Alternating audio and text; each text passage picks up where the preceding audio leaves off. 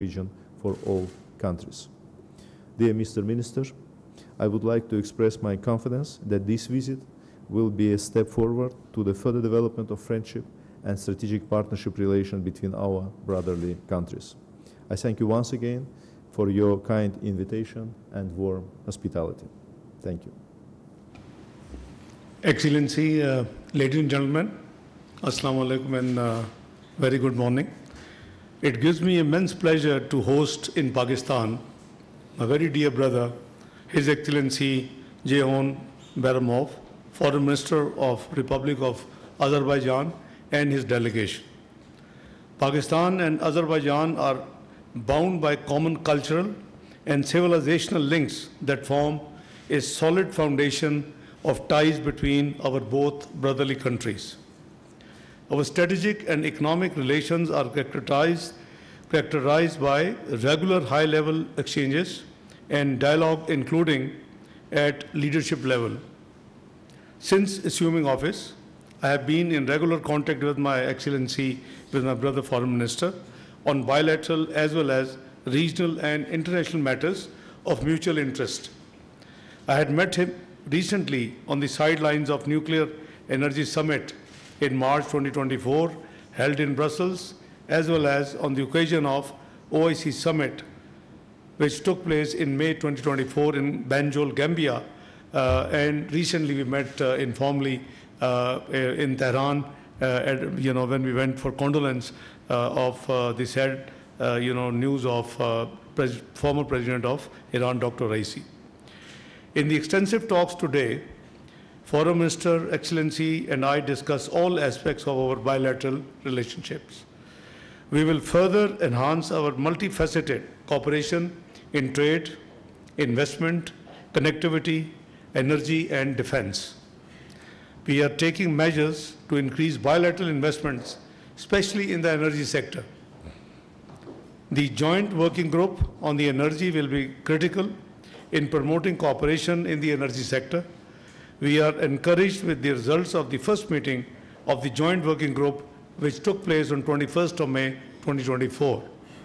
Ladies and gentlemen, we will enhance parliamentarian exchanges. We will strengthen cultural cooperation and promote people-to-people exchanges, including between students, academia, businessmen, and tourists. Our two countries will bolster cooperation in climate action and renewable energy sector. We congratulate our brother country, Azerbaijan, for winning the bid for hosting COP29 event in the beautiful city of Baku. In our meeting today, I told His Excellency the Foreign Minister that Pakistan will fully support Azerbaijan during its presidency of COP29. We also discussed our cooperation at multilateral fora and regional and global developments, including the concerning developments in Gaza. Both our countries are firm supporters of multilateralism and to uphold the international law. Pakistan and Azerbaijan have a long history of collaboration at multilateral fora. We would continue to support each other in the future as well, including at OIC and ECO. We appreciate Azerbaijan for its consistent and principled stance on the Jammu and Kashmir dispute as a valued member of OIC contact group on Kashmir.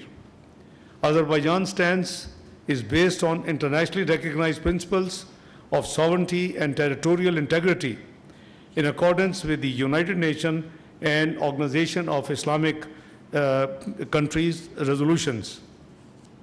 Pakistan has always stood for the sovereignty and territorial integrity of Azerbaijan.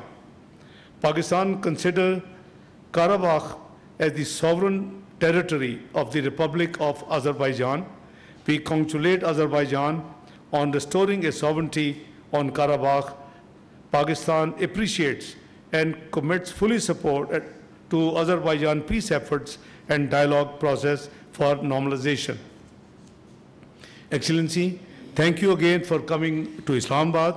I look forward to working closely with you to strengthen our bilateral relations for prosperity and benefit of our both countries, and also take this opportunity for your great support for our candidature as the non-permanent member of the United Nations Security Council for the election which is going to be held on 6th of June next month. So thank you again. You're very kind, and God bless you. We'll go to the Q&A. We'll begin with Ms. Nimra Ahmed from PTV. Thank you, Madam. Namra Suhail from Pakistan Television. My question is to Excellency Mr. Can you hear me now? आवाज नहीं आ रही sir देखो यार ठीक जी please go ahead Sir, my question is to you. Mr. Foreign Minister, you've made your statement about extensive statement on government-to-government contacts between the two brotherly countries. My question to you is, what about what are we doing to promote people-to-people exchanges between the two brotherly countries of Pakistan and Azerbaijan? Well, there are different levels of engagements. Parliamentarians exchanges are there. I think in June next month, the Speaker of the National Assembly would be visiting Azerbaijan. The students-to-students exchanges are already there. We have a number of students which study in Azerbaijan, particularly in Baku, and that includes medical students. On the tourist side, Azerbaijan had around 55,000 Pakistani visitors last year in 2023. So you see, government-to-government agenda is always different, G to G. B2B agenda is also very relevant. And we have already discussed how to enhance our trade volume, how to upgrade our economic connectivity and our economic cooperation. And we both agreed that the depth of our relationship and our sincere affection for each other does not reflect the volume we have in terms of trade. So I remember when about a decade ago, when I went to Baku to hold the joint ministerial meeting, the Intergovernmental Commission, what we call, representing Pakistan, I had the privilege and prerogative of calling on His Excellency, the President of Azerbaijan. And I had requested and flagged that there is a great scope of rice exports from Pakistan to Azerbaijan. And I was thrilled when I got the news that His Excellency, the President, waived the duty, import duty in Azerbaijan of Pakistani rice. Now it is up to our own people, the private sector, the business community, the Rice Export Association of Pakistan, to take initiative, avail this great economic benefit. So you see, there is a long agenda we have. We are going to work together, and I have requested my brother, although I am in foreign affairs, but we both have to handhold the business community and increase the volume of business. So we are on it, both of us. Abdullah Moment, Dawn News. My question is from Foreign Minister Azerbaijan. Excellency, developing countries have great hopes from COP29, which will be held in Baku, Azerbaijan. At COP27 and 28, important achievements were made in setting up in loss and damage fund, which is a major demand of the developing countries. So what can developing countries expect from COP29? Thank you. Thank you for your question. You are absolutely right. The hosting and COP29 presidency is a great responsibility and at the same time, of course, a challenge for Azerbaijan. Relating to your question, Azerbaijan is also a part of the developing world. We very well understand, of course, the challenges of developing world. We were the very strong advocates of a global South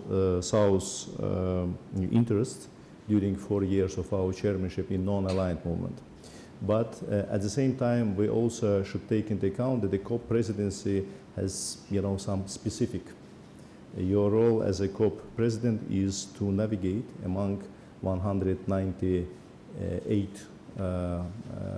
parties, because in order to get the successful outcome documents, you have to get a consensus among all parties. Some of them are part of the developing world, some of them are part of the developed world, and in order to keep this role in a right way, you have to be inclusive, you have to be neutral and transparent.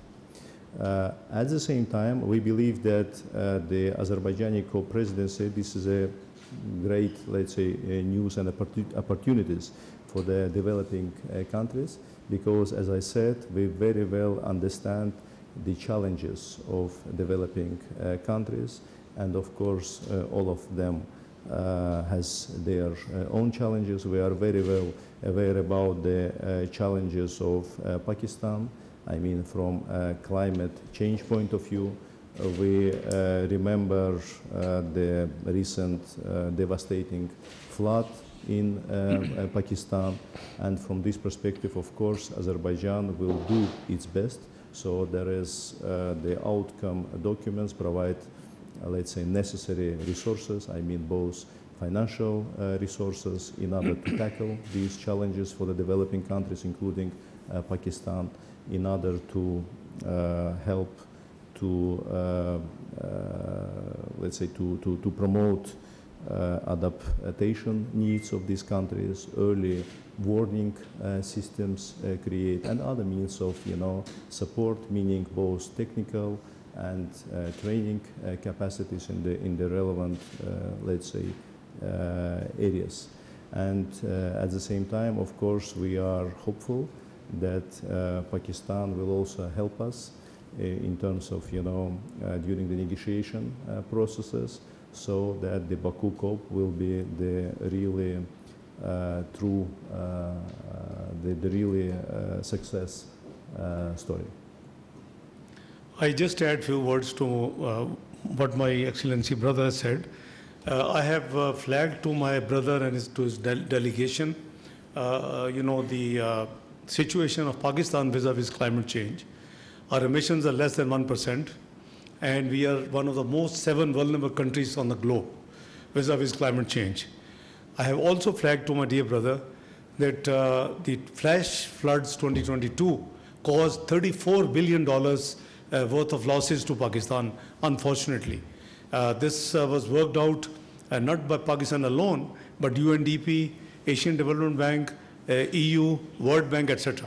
So you see the deal with this, this menace, I would call, the climate change issues, you need climate finance. And we both agreed that we should work very hard. As Azerbaijan has the chair and presidency, we should try to mobilize the resources. It's easy to say that climate, change affected countries should go for what they call 4RF based, constructions and rehabilitation and resilient particularly. But it needs money, it needs finances, huge finances. Pakistan has afforded, but despite a very meaningful, but I would say relatively small, commitment from global community in Geneva post-floods. We are still, looking after and taking care of all those, post-climate works and reconstruction, rehabilitation work. So, what we need is that on climate change, a subject, we should all get together, particularly the developing countries, and make sure that a very, robust fund is available. The multilateral development institutions are there in case of, God forbid, this calamity. I'm not talking only Pakistan. Anybody who suffers because of the climate change, I think it is a fair expectation from the developing countries and suffering country particularly to have all other countries, particularly those who contribute more in this emission business, to contribute financially so that to take care of the problem, financial problem at least, as a consequence of the climate change. Please, thank you. Mr. Khalid Mahmood, Express News. My question to Dar sir.